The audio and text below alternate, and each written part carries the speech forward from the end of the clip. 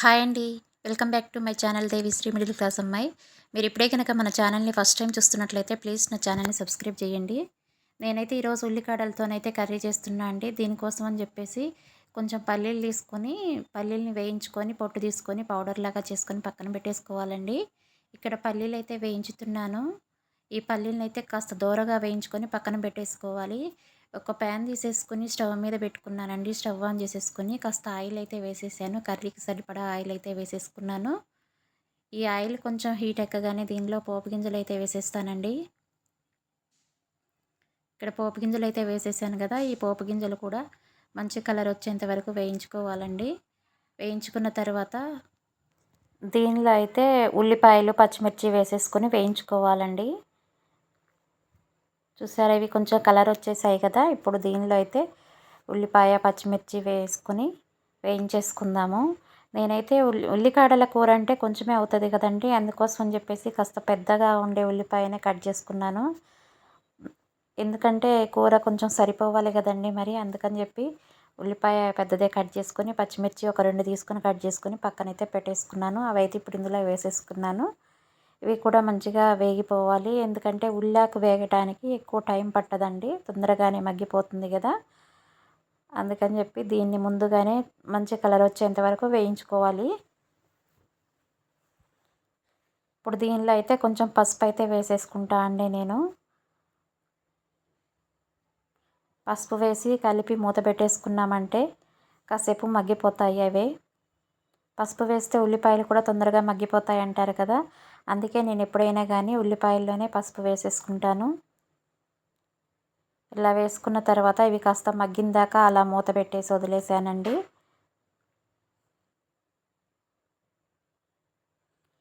ఇవి మగ్గిపోయాయి కదా. ఇప్పుడు మగ్గిపోయిన తర్వాత వీటిల్లో అయితే నేను కొంచెం అల్లం వెల్లుల్లిని విడివిడిగా క్రష్ చేసి పక్కన పెట్టేసుకున్నా అండి. ఇక్కడ అల్లం వేస్తున్నాను, వెల్లుల్లి కూడా వేసేస్తానండి.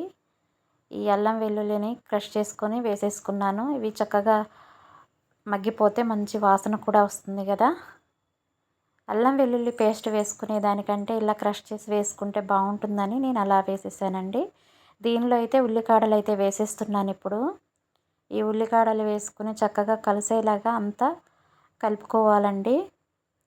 కలుపుకొని కాసేపు మూత పెట్టేసుకున్నామంటే ఉల్లికాడలు తొందరగానే మగ్గిపోతాయి.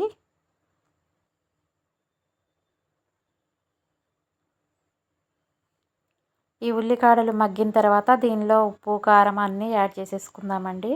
దీన్ని ముందుగా అయితే మంచిగా కలిపేసుకొని మూత పెట్టి కాసేపు అలా వదిలేసేద్దాము.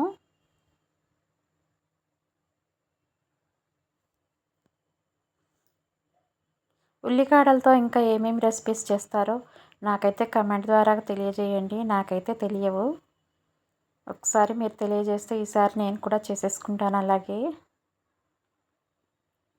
ఇక్కడైతే మొత్తాన్ని కలిపేసాను, పక్కన మూత పెట్టేసి అలాగైతే వదిలేసానండి. ఇలా మగ్గిపోయాయి చూసారా. ఉల్లికాడలు కొంచెం వాటర్గానే ఉంటాయి కాబట్టి తొందరగా మగ్గిపోతాయి. కాకపోతే మధ్య మధ్యలో కలుపుకుంటూ ఉండాలంటే కాస్త అడుగంటుతుంది. అందుకే ఇక్కడైతే ఉప్పు వేసేసుకున్నాను. కర్రీకి సరిపడా ఉప్పు ఇప్పుడే వేసేసుకున్నానండి. వేసేసుకుని అలా కలిపేస్తున్నాను. ముందుగా అయితే పల్లీలు అయితే వేయించుకున్నాం కదండి మనం. ఆ వేయించుకున్న పల్లీల్ని పొట్టు అయితే పూర్తిగా తీసేసుకుని వాటిని అయితే పౌడర్ లాగా పట్టుకోవాలండి. పట్టుకొని పక్కనైతే పెట్టేసుకోవాలి. ఎందుకంటే ఆ పౌడర్ వేస్తే చాలా టేస్టీగా ఉంటుందని చెప్పేసి అలా చేసి పక్కన పెట్టుకున్నాను. ఇప్పుడు ఇందులో అయితే కారం, కూరకు సరిపడా కారం అయితే వేసేసానండి. ఆల్రెడీ ఉప్పు ఇందాకే వేసేసాను కాబట్టి ఇప్పుడు కారం వేసేసుకున్నాను.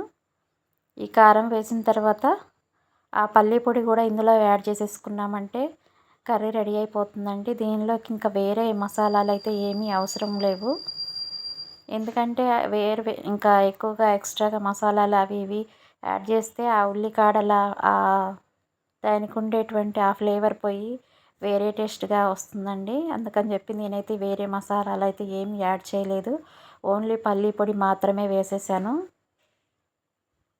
ఇక్కడ పల్లి పొడి వేసేసి మంచిగా కలిపేసానండి. కలిపేసి 1 నిమిషం 2 నిమిషాలు మూత పెట్టి అలా వదిలేసామంటే మంచిగా కర్రీ రెడీ అయిపోతుందండి. చూసారా, గ్రేవీగా చపాతీలోకి కానీ రోటీలోకి కానీ రైస్లోకి కానీ తినడానికి చాలా బాగుంటుందండి ఈ కర్రీ అయితే. చూసారా, కర్రీ రెడీ అయిపోయింది. థ్యాంక్ యూ ఫర్ వాచింగ్ అండి.